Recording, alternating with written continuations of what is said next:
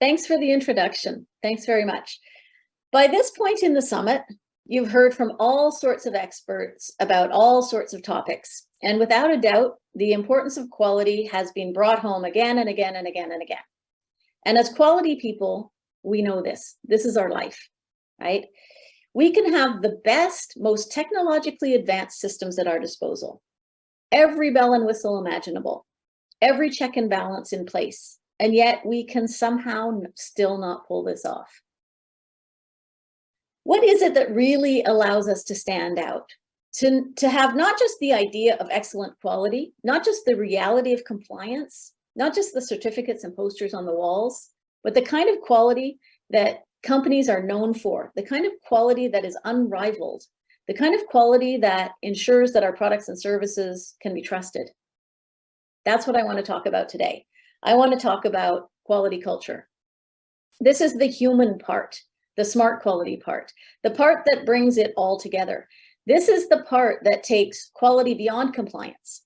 It's the part that takes us to extraordinary and to excellence. It's what our customers deserve and expect, and it's what will allow our company to soar so that our shareholders, owners, and other stakeholders are just as satisfied as our customers and end users. So let's get into it. First, who am I? I'm just someone who's passionate about making a difference in this area. I used to work in this area myself. I worked for 2 decades in quality and regulatory affairs in medical devices in Canada.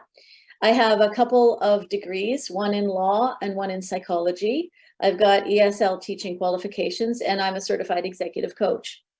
I sometimes speak, but mainly I support quality people as they develop their communication and leadership skills. I work one-on-one, I work in small groups, I have a membership community, I come to your company if that's what you want. Basically, I help people with the word part, including writing, and the people piece part of their jobs. So that's me. So what's the agenda today? Here's what I'll be talking about. It's a simple agenda because in some ways it's a simple topic. What is a quality culture? Then why do we need one? Why do we need a quality culture? How do we build one? How do we build a quality culture? And then at the end, I'll be available for some questions and answers. So let's get started. What is a quality culture? There are lots of definitions out there. Some focus on the whole compliance bit. Some are actually a bit vague. Most deal with the idea of continuous improvement, product quality, and customer satisfaction. But I think we're better off defining it in terms of what needs to happen for those things to happen. Ultimately, it's about our beliefs, values, attitudes, and most importantly, behaviors. If those things aren't all lined up and held commonly by everyone at our organization, then it'll be pretty tough to end up with continuous improvement, product quality, and customer satisfaction. Here's my own definition, and it's pretty simple. A quality culture is a culture where there's a shared set of values, beliefs, attitudes, and practices that guide how people think and act about the importance of quality in their roles. This might seem overly simplistic. It's not jam-packed with all the buzzwords we're used to hearing. And yes, of course, it's about the product being good and the patient being safe. And it's about constantly being on the lookout for ways to make things better. But the thing is, when we have this shared mindset, this deep understanding of the importance of quality in all we do, in all roles throughout the organization, then those things will naturally happen. Customer satisfaction, regulatory compliance, continuous improvement, and also business success will be a natural offshoot of this culture. It's unavoidable. It's not just about following guidelines and rules, but also about seeing others take quality-focused actions. Hearing others talk about quality, feeling quality all around us.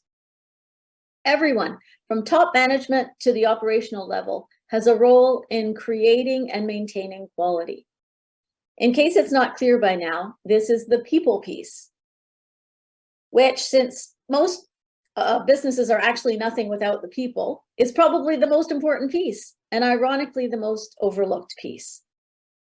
So quality culture is an environment where everyone understands and cares about the quality of their work, and where the beliefs, thinking, and actions of everyone ensure decisions are made to achieve the desired level of quality. The thinking goes beyond compliance, beyond a standard, beyond the regulations. It's quality for the sake of quality, and it's a mindset, a shared mindset, a common vision, collective beliefs, and behaviors that emphasize the significance of quality in everything we do. It's about going beyond the bare minimum and striving for excellence. It's not a poster. It's not a gold star from the auditor. It's not a box to be ticked. It's not a certificate on the wall. It's a way of thinking and behaving that is lived by all, a core value that influences every action at all levels, top to bottom, across the organization. That's what it is, and that's what it looks like. And very few have managed to do it. Why do we need it? Because if we truly deliver quality, if we want to truly deliver quality to our customers, and if we want to stand out from the competition, we have to go beyond compliance. Following the rules, meeting the standard, passing the audit, getting the license or the certificate, that allows us to play the game. That's a bare minimum, though. If we want to be smart, if we want to be extraordinary, if we want to be excellent, we have to take it to the next level. Compliance helps us meet the standards and regulations, but a quality mindset or a quality culture helps us exceed them. It's a competitive advantage and is the difference between an ordinary organization and an extraordinary one. Here are a couple of reasons why it matters, if that's not compelling enough. There's a concept called quality management maturity, QMM, that could be a factor down the road when dealing with the FDA. And it seems like it's usually a matter of time before whatever happens at the FDA starts to happen elsewhere. So it's worth paying attention to this.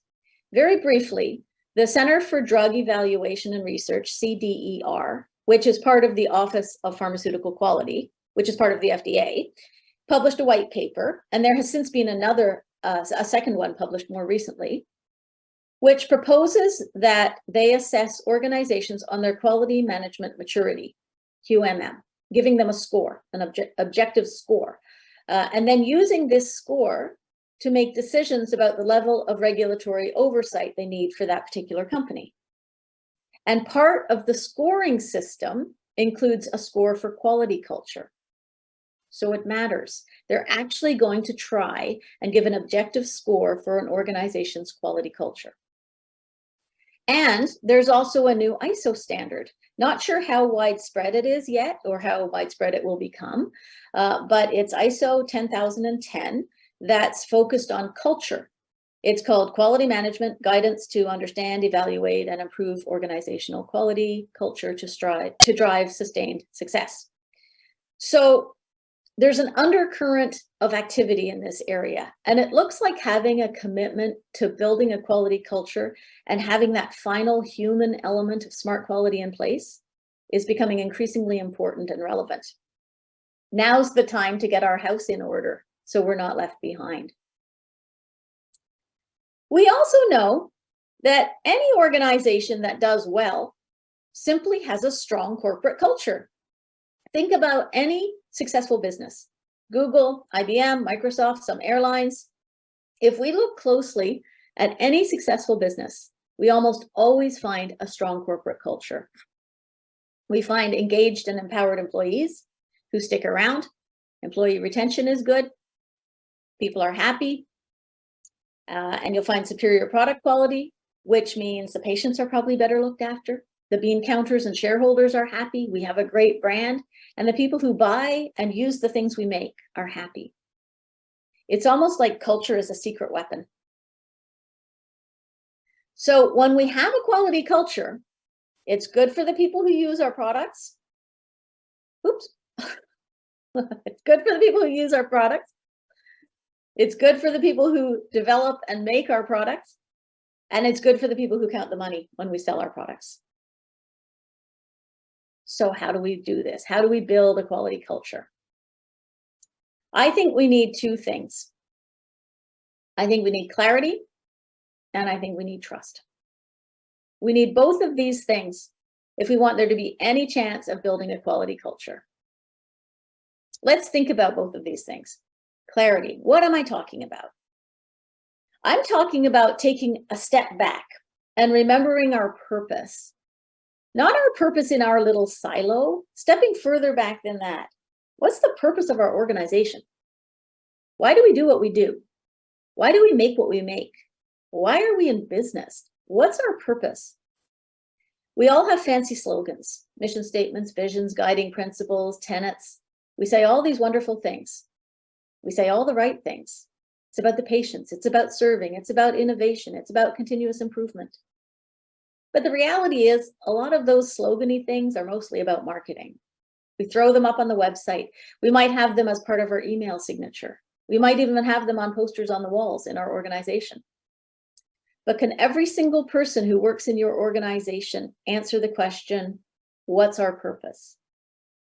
And if they can, does everyone have the same answer? I had a client who was struggling to build a quality culture. And he said he wasn't even sure the guys on the assembly line knew what the little thing they were making was for. They didn't know it was something to do with the safety of the vehicles they were making. This is obviously automotive. No idea. Just coming to work, making a widget, following instructions, counting down the minutes. No sense of, oh, what I do is critical in keeping people safe. Have the leaders done a good job of clearly communicating that vision and purpose to everyone? We need clarity of purpose if we're going to have a quality culture. Because a quality culture, any culture really, comes from a shared mindset, a shared vision. If we haven't even got to the point where we all realize we're working toward a common purpose, regardless of what we do in our little corner of the organization, the shared vision that's needed for a quality culture is missing, and it'll be hard to build that culture. So there has to be clarity. We save lives or we improve quality of life. What is it that people are getting behind? What makes people come to work and do the daily grind with a sense of purpose in the world?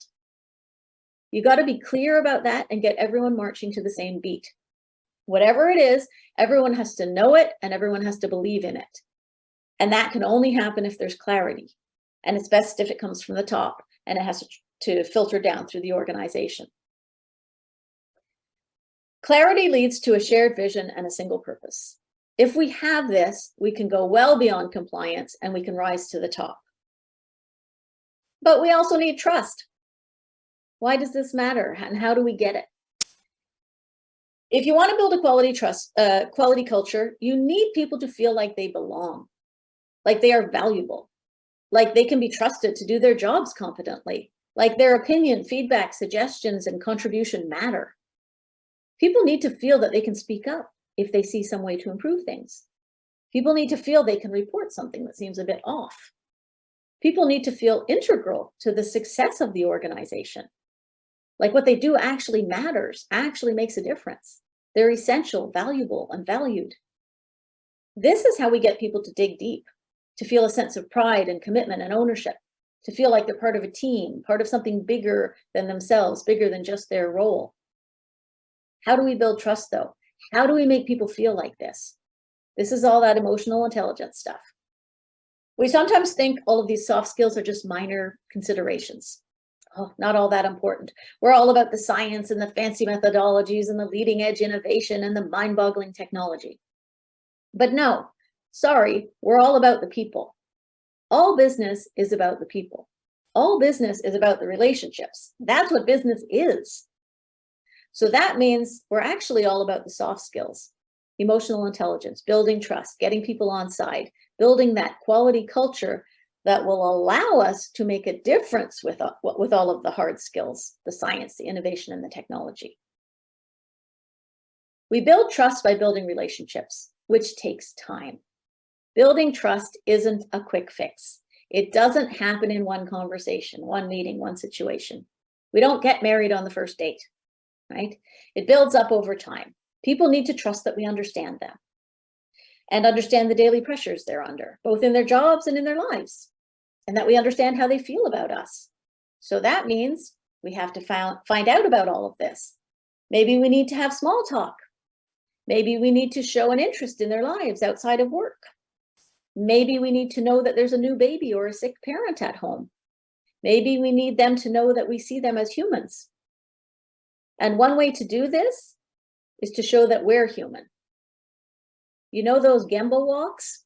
They can be used for more than just getting a feel for the work and the processes.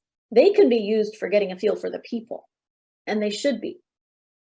Some of you may feel that this sort of openness is unprofessional and might show weakness or might bring your authority or credibility into question. We would like to pretend that business is business and personal is personal.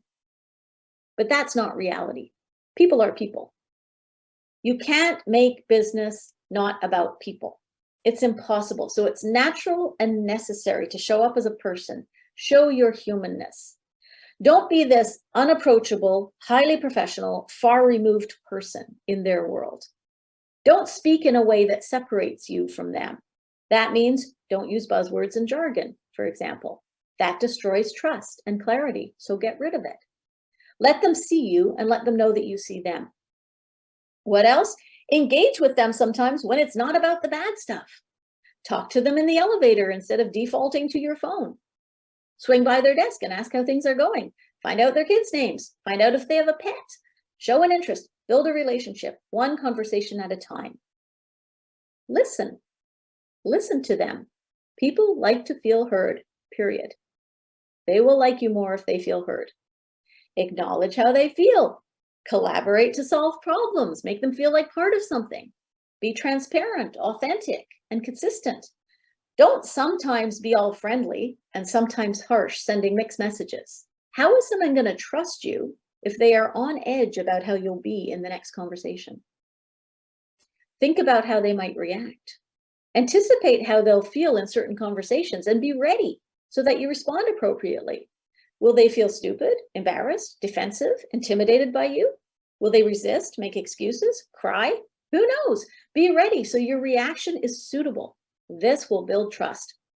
And this trust building is critical for people to feel like they're part of a team and part of this quality culture, all working toward the same shared vision. Think about this. We don't generally trust people we don't know. We want to work with people we know and trust. We usually listen to people we know and trust. And we more readily say yes to people we know and trust. If you insist on maintaining a professional arm's length relationship with people, it's going to be pretty hard for them to get to know you. So it's going to be pretty hard for them to trust you. So it's going to be pretty hard to build a quality culture. So we have to build trust. We have to build robust relationships, connect on a human level, and be transparent and show consistency in all our actions and messages. And the only way to do this is one person at a time, one relationship at a time, and one conversation at a time. Great. So we need clarity and trust. And I gave you some ideas of what this means. But what skills do we need to be able to create clarity throughout our organization? And what skills do we need to be able to build trust with the people that we work with? We need good communication skills. That's really what we need. This is huge. And we're not talking just about the individuals and their skills. We're also talking about organizational communication. Are we always using the best channels in each situation? How are people being informed of changes, initiatives, successes, challenges? What sort of feedback systems do we have in place? Are the lines of communication open? Are we working in silos and keeping to our own area? Or is there good communication between departments and functions? Is training effective? This is about communication too. What happens during onboarding? Have you educated people or only trained them? Do you know the difference? Have you communicated the why or only the how and the what? Do people know how to talk to each other? Does upper management know how to talk to people on the shop floor?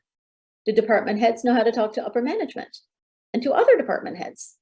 Do subject matter experts know how to make their knowledge accessible to others? What happens during meetings? Are people trained how and when to run meetings? Does everyone know how to write for the real world? Or are people still writing the way they were taught to write in school? Different purpose, different writing. Are people skilled at getting their message heard, understood, and acted on?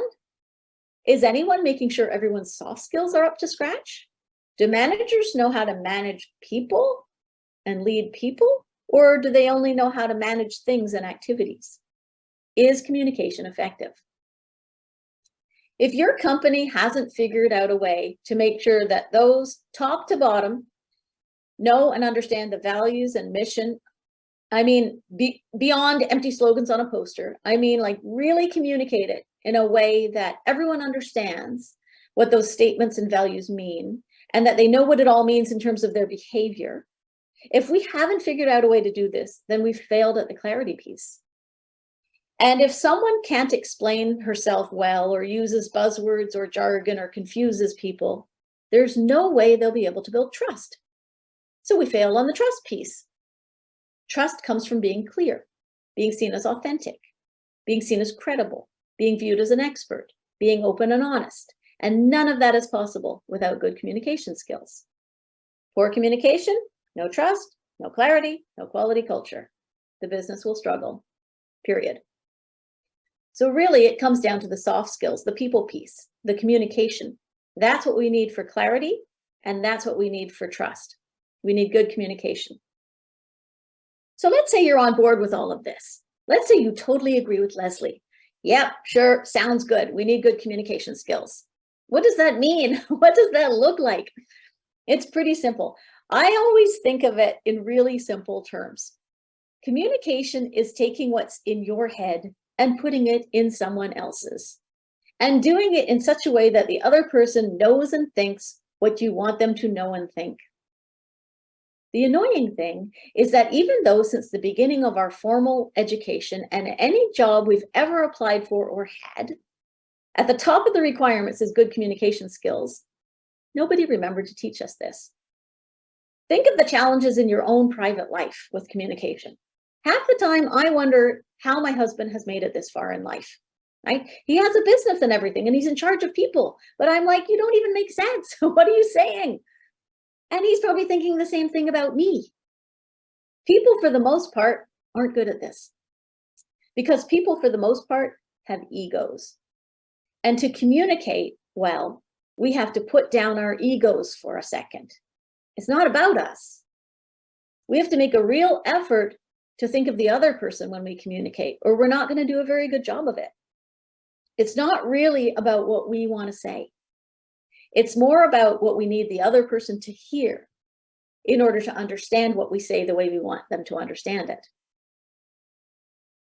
I like to explain communication skills as a combination of 3 bits of knowledge, 3 things we need to know, 3 things we need to master, really. Emotional intelligence. So we have to know a bit of psychology and how humans work, how to identify and manage our emotions, how to identify and empathize with the emotions of others, how to build relationships, how to listen, have some cultural awareness, and how to interpret verbal and nonverbal cues and body language and all of that stuff. I'm throwing all of this into the emotional intelligence bucket. We have to have language skills. We have to know how language processing works and how we can play with tone and word choice and sentence structure and timing and all of that stuff to change the impact of what we say and ensure that what we say and write does the job that we need it to do for us.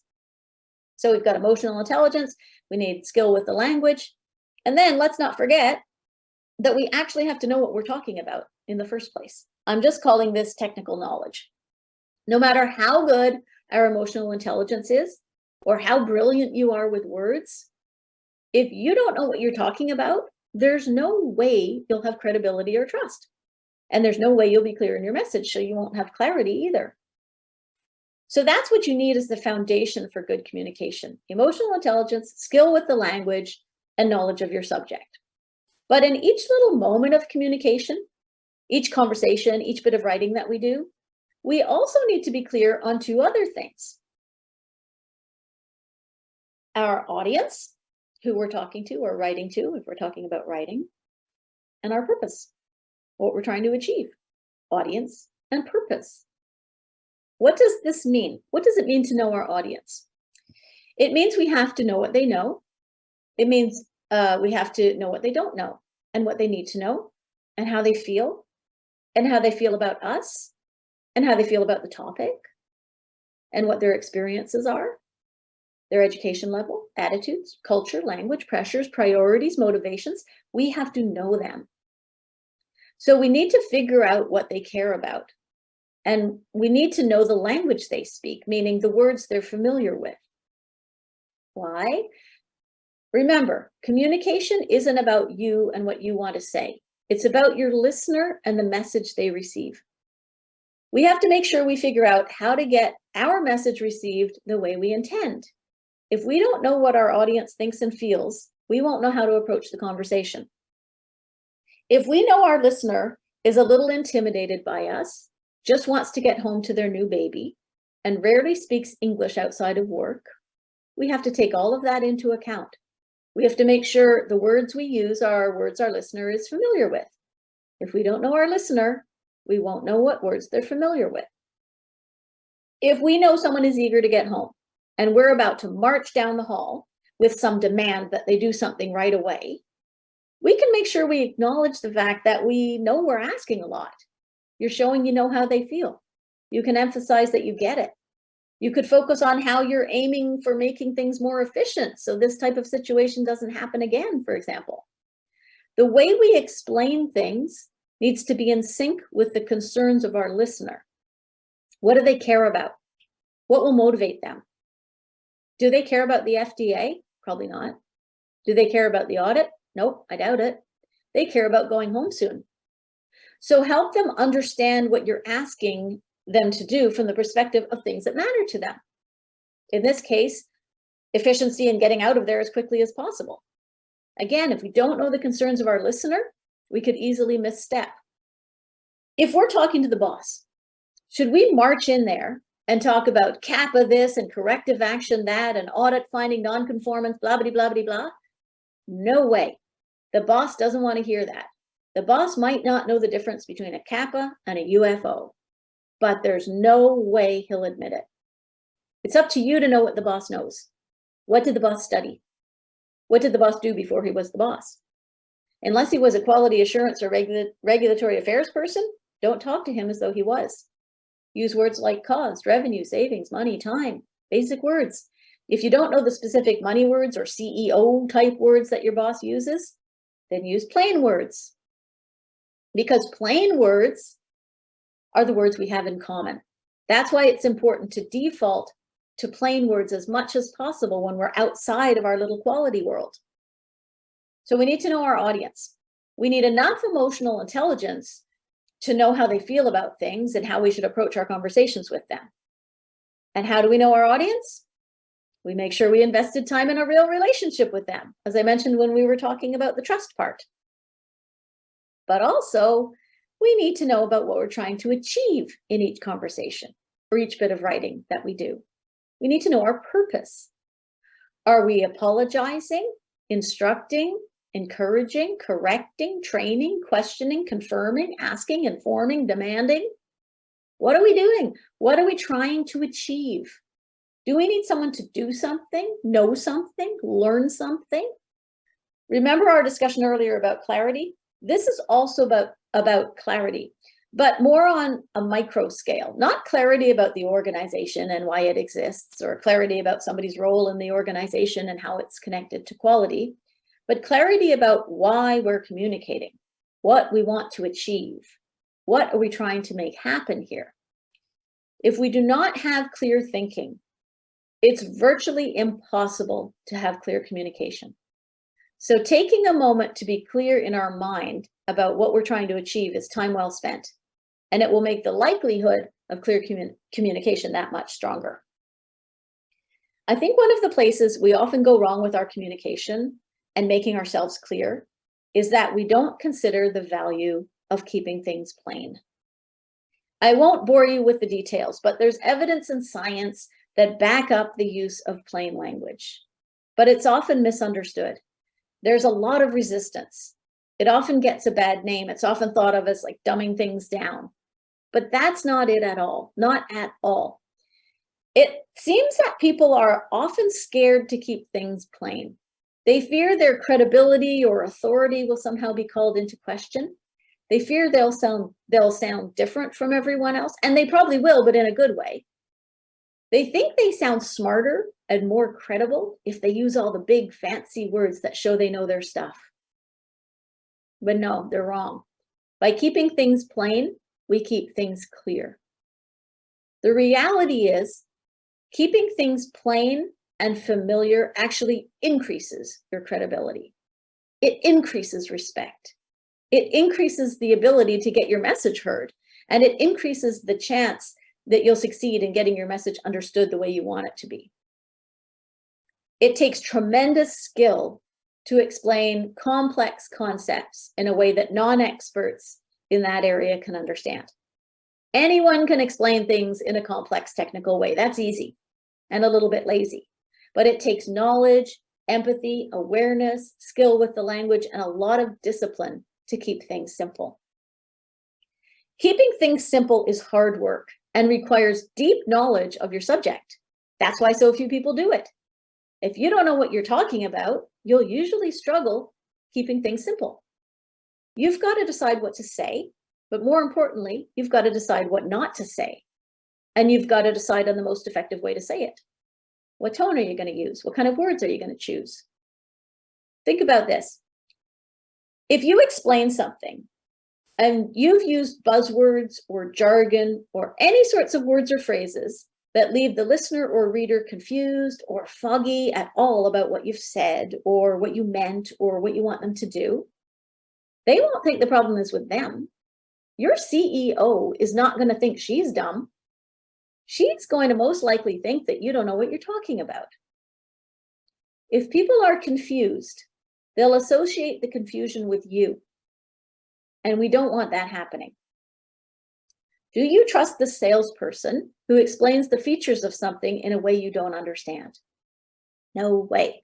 I remember someone trying to get me to invest in cryptocurrency. I said, okay, sell it to me. I don't get it. It feels scary and confusing and borderline shady to me. That's how I described my starting point to this guy. And he couldn't explain it. He couldn't explain it clearly. He just kept going on and on using the same terms that I didn't know over and over. And I kept saying, I still don't get it. What do you mean? And I thought, if you can't explain what you're promoting, I don't have much faith that you actually know what you're talking about.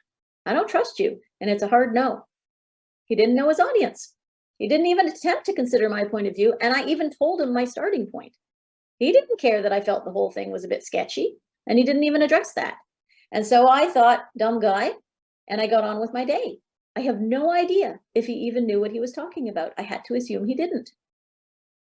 So how we speak, the words we choose, is so tightly linked to whether we've got clarity and trust. That's why I've gone on about this. It really matters. Keeping it plain keeps it clear. It allows people to understand. It keeps you approachable and human, and it builds trust. Clarity and trust. Let's think about communicating about quality more specifically. The biggest challenge for quality people is that the who and the why is constantly changing, which means we have to be vigilant about shifting how we speak, depending on who we're speaking to and what we're trying to achieve. This could mean changing our formality, changing our tone, changing our vocabulary, changing our sentence structure. Let's say we have an upcoming audit. We might need to have any number of conversations about this. The way we talk to the guy in the warehouse who prints the shipping labels will be different from the way we speak to the subject matter expert when we're trying to get clarification on something in a procedure, which will be different again from how we speak to top leadership when we're talking about setting the next round of quality objectives. All three of these people speak entirely different languages and have entirely different knowledge and experiences and motivations.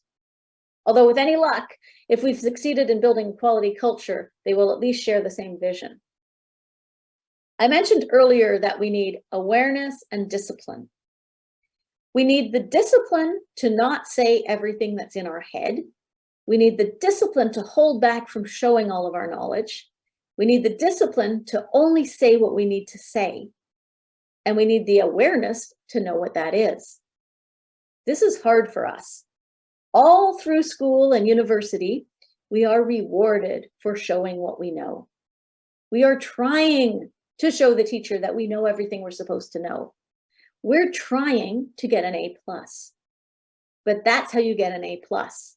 That's not how you communicate. Communication is about the message. What do you want the other person to know? What do you want the other person to do? How do you want the other person to feel? Then we use our listening skills, empathy, knowledge of our listener, knowledge of the language we're using, knowledge of our subject matter, knowledge of psychology, et cetera, to say what we have to say or write what we have to write and no more. Basically, you want to think of what your listener needs to know, say it in words they know, and leave it at that. Discipline and control. So let me recap. To build a quality culture, we need clarity and trust. And in order to have clarity and trust, we need good communication skills. And effective communication requires emotional intelligence, skill with the language, and knowledge of our subject.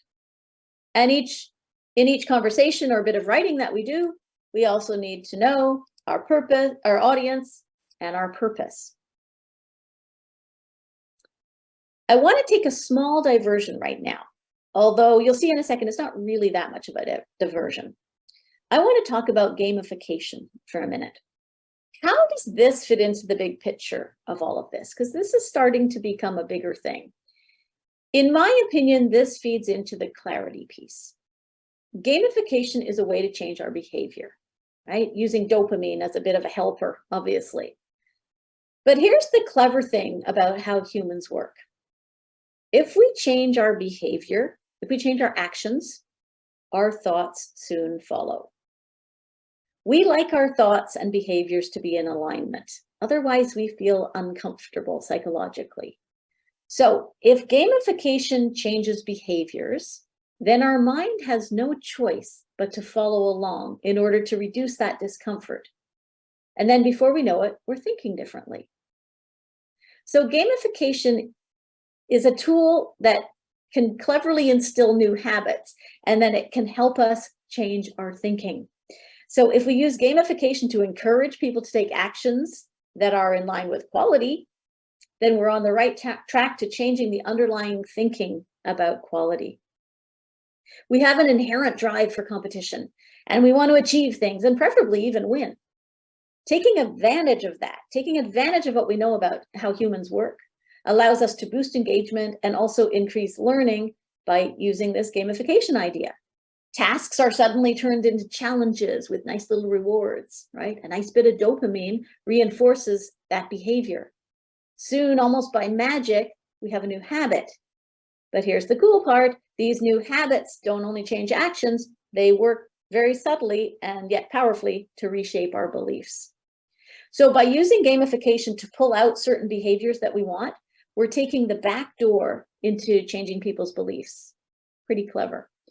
So as employees engage, learn, and repeatedly practice these quality-centric behaviors, they actually start to perceive quality not as yucky, imposed external standard, but as a fundamental component of their thinking and their roles.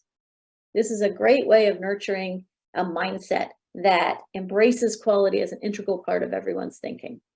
Plus, it brings an element of fun, and humans like fun, even when they pretend to be all serious and professional. Bottom line, when we're trying to build a quality culture, we're trying to change people's thinking. By changing behaviors, we can change thinking.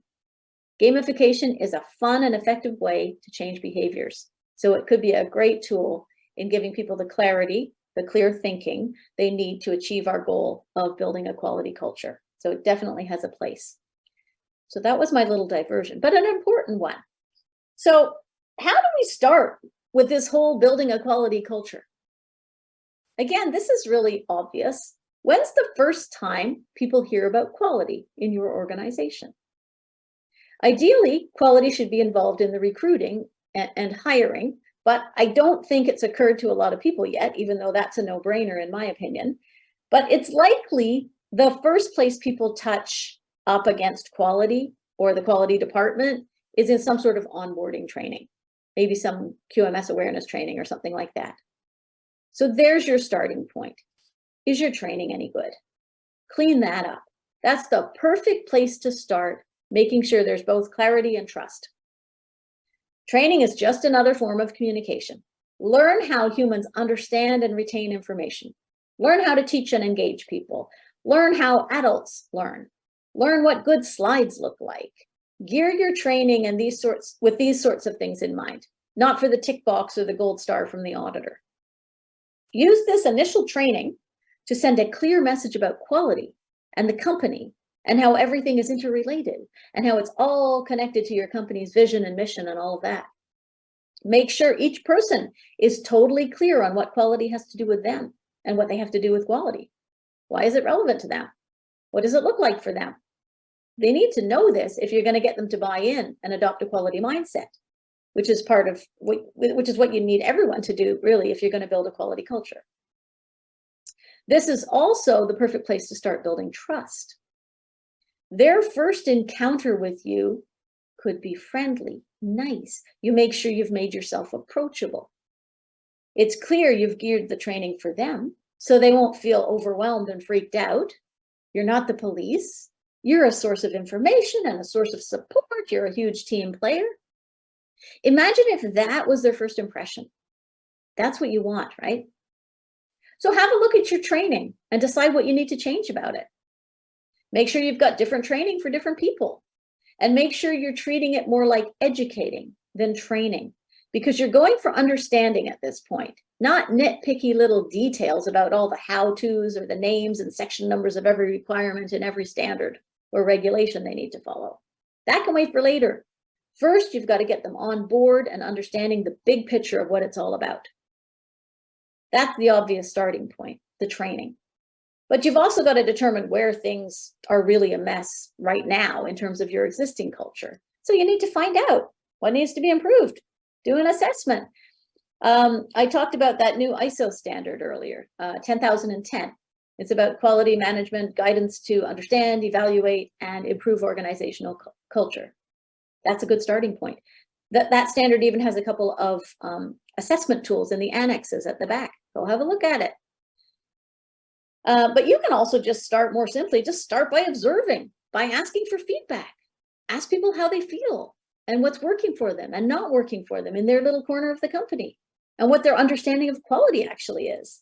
You never know what you're going to discover. You might need to do a ton of backtracking and re-education if people are somehow completely missed the gist of what quality is. I hope you can see how it's virtually impossible to separate quality culture from communication. So while you're digging around getting a gauge on the quality culture, also observe and ask questions about the state of communication in your company and with the individuals in it. What channels and methods are people using to talk to each other? Is everyone getting the news they need to be getting? Is everyone tuned into the same channel in terms of that shared vision? Do people actually need some training on communication and not just training on quality? So here's what you have to do. You have to look at your existing QMS awareness training, assess the general state of your quality culture and communication at your organization, and make a plan of action, right? You have to start. That's it. Starting is the key. Taking action is key. If nothing changes, nothing changes. I joke that really I'm reminding people of things they already know. Most people probably throughout this whole presentation have been nodding knowingly and going, right, makes sense. I know all this, right? But we need to be reminded sometimes and maybe pushed to start taking action, some baby steps in the right direction. Essentially, my entire message is very, very simple. If we want to build a quality culture, then we need to improve our communication. That's it. This will help you ensure you have clarity and trust that will make it possible for you to build a quality culture and make your organization unstoppable. I'm available now for questions. If anyone has any, I'm happy to entertain them. Thank you very much.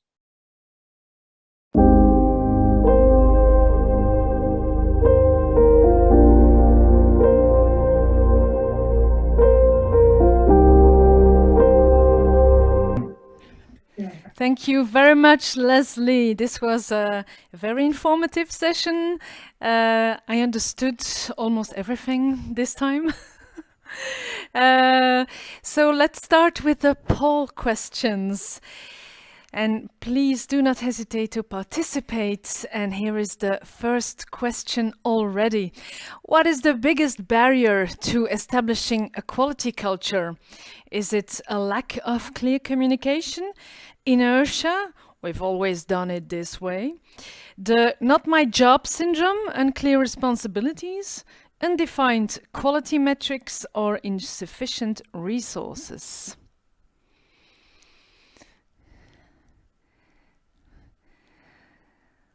So let's see.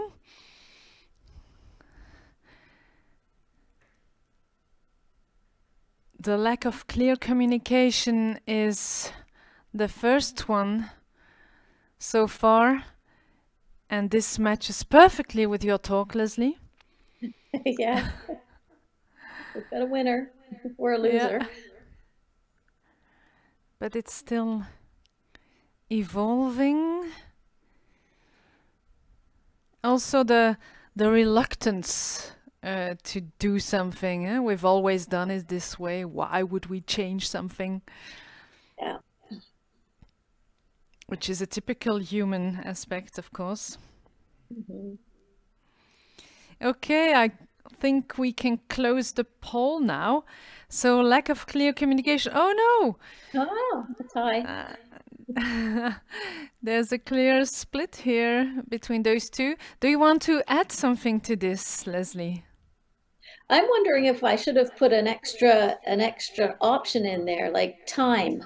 The people feel like there's not time for this. And I think that's related probably to the inertia thing too. It's like, oh, we're not going to start another initiative. Let's just, it's fine. It's fine. We'll wait till there's a crisis or something.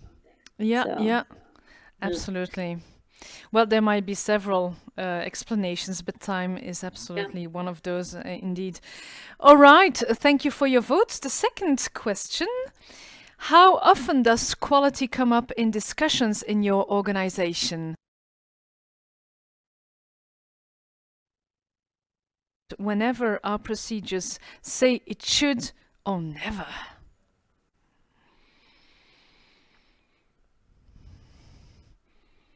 Let's hope. Oh, this is good. Oh, Yes, I was going to say let's hope never will not be the most popular answer. Luckily, it isn't.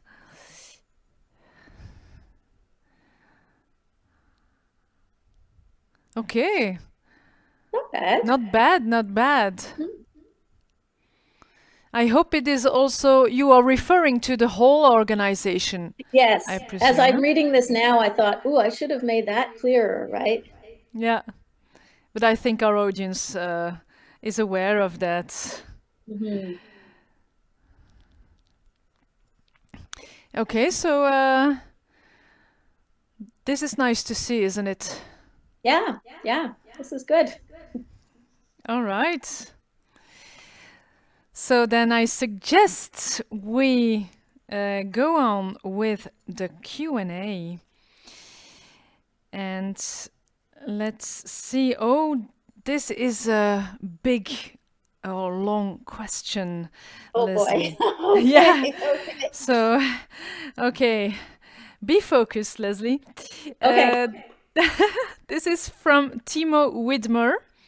How do you translate quality culture concepts, which seems to be globally driven and communicated in an American style, which is proactive, open, pragmatic attitude, etc.? But how do you translate that sort of concept into local cultures in a way that it actually works but still achieves the same goal? For example, the cultural environment in Europe may appear to be more resistant to charismatic and excited speakers. People may be more critical or even stubborn in response to government or management policies. How do you implement quality culture in any style? Okay. Good question. I think probably the thing to consider is that people are people. Doesn't matter where they are. Doesn't matter what the sort of local culture is in terms of how they run their businesses. I think we need to be thinking about what, how can I get the ideas of what quality is all about into their head, right? We don't have to be this charismatic, open, the way this person was describing American way. We don't have to be like that to still get the message heard. We have to understand how do the people that we're trying to influence, how do they think? What resonates with them? What do they respond to? What kind of leadership do they respond to? Right? There's different sorts of leadership. So then I'm going to approach the whole quality messaging with that in mind. So it really is, it's always about thinking of your audience. If you're dealing with an American audience, that's one thing. And the things you mentioned in your session, like being very clear, simple, to gain more trust, it applies to everyone. It's the relationships. So if you can build those relationships, build trust, build the relationships, and then speak in a clear way that resonates with the audience. That's the key. It's not just about being simple, and it's like it has to be meaningful to the audience for them to start to buy in and to start to listen. They're just not going to listen if they don't understand how it's relevant to them. Yeah, sure. Okay, that's clear. Another question from Benjamin Jörg. How far would you like to go to introduce gamification to learn quality principles and procedures? How far would I like? I do not know very much about gamification, quite honestly, but I know it's becoming more and more important. Maybe I'm too old for gamification. Like I haven't grown up with games, I spent my whole life trying to, convince my kids not to be playing all these games, but I know it's the way things are going. And so I don't know how far we can go, but as the next generation comes in, if this is what resonates with them, again, we're thinking of the audience. What resonates with them? If this is a way to get them engaged and to get them doing the things we want them to do, then choose that option, because by getting them to do the things we need them to do, like with their behavior, that will shift their mindset. So if you want them to be in some sort of regular habits, something to do with documentation, let's say, figure out some reward system with your gamification initiative, and then that behavior will become a habit that will impact the thinking. It's like when you start running, you don't call yourself a runner until you've become a runner. You don't, just the idea of being a runner doesn't make you a runner. Going running every day makes you a runner. And that's sort of the gamification thing. Doing the thing all the time makes you then become the person that does the thing all the time in your head. Okay, thank you. That wasn't a very clear answer probably, but but you would go far then. I would go as far as it makes sense with the audience. But if it's working, keep doing it. Always customized, indeed. Yeah. Yeah. A question from Salina Mangan. I love your messaging. Any advice for influencing contract manufacturers? I'm always going to say the same thing. I'm always going to say, build your relationships and know your audience. So build relationships with these people. Make sure you've got that shared vision. What is it that we're doing that's win-win together? Why are we working together? And get that message clear, and then figure out what resonates with them, and that's how you sell quality to them. What resonates with them, right? They don't care about your goals. They care about them. So put yourself in their shoes, figure out what resonates with them, what language do I need to use, and how can I Yeah. build this relationship? It's about being understood, isn't it? Mhm. Yeah. It is. Okay, another question from Michel Girac. How do you reach people who don't understand the value of quality and are already entrenched in your organization? You have to understand why they don't understand the value of quality. Again, you got to go right. You got to know that audience, know what resonates with them, what motivates them, what keeps them up at night. I feel like this question might be a little bit about upper management, maybe, because that's often a big challenge. And people say, oh, my upper management doesn't get it. I can't get them on board. It's like, you probably haven't shown them that you understand what motivates them. So it's not enough just to understand what motivates the other people and what resonates with them. You have to make sure they know that you know what resonates with them so that they feel heard. Once they feel that you understand them, you understand why, possibly why they're resisting this, all of a sudden they'll start listening a little bit more. People like to Yeah. feel heard. And by showing that you understand where they're coming from, that starts opening things up a little bit. So it really is about just showing, not only thinking about where they're coming from, but thinking about making sure they know that you know where they're coming from. We Yeah. kind of missed that part. We kind of missed that part. Yeah, asking questions, actually. Yeah. Yeah. Yeah. Okay, clear. Manon de Couyer, at our company, it's about 80 employees. We are currently analyzing several human aspects. Do employees feel rewarded? Do they experience growth opportunities? Do they feel heard? However, the quality department is left out of this analysis. How can we convince management that there should be a role for the quality department in this analysis? I'm a little unclear on whether the question is about whether there's quality type questions in that analysis or whether the quality people aren't giving their feedback in that question in the analysis. Yeah, indeed, it's not clear. Well, But yeah.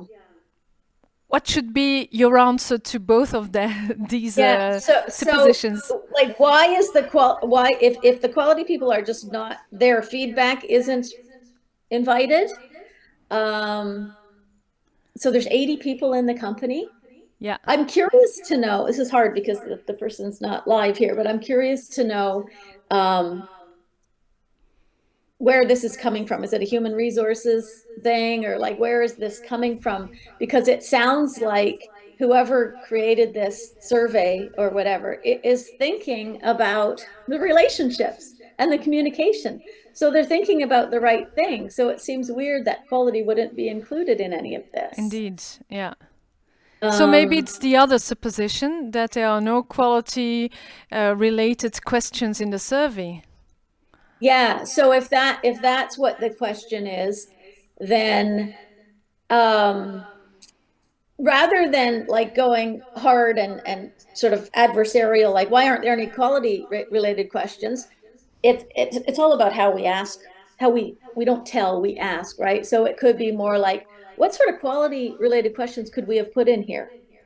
Right? Which of these questions could help us, develop the quality side of quality understanding of our staff or whatever.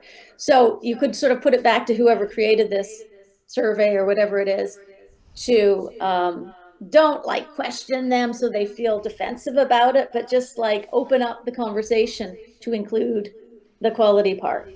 That might be the way to do it. All right. Maybe one last question. How can we effectively manage up to make sure the importance of quality culture is understood and supported at the highest level of the organization? But actually, I'm pretty sure you will have to repeat yourself. Well, this is, I repeat myself all the time. That's what I do all day long. That's because I'm always going to say it's about the relationships, it's about the audience. But this is the biggest one, right? This is the biggest challenge for people. And this is the most important one because without the upper management buying into this, it's going to be extremely difficult to instill a quality culture.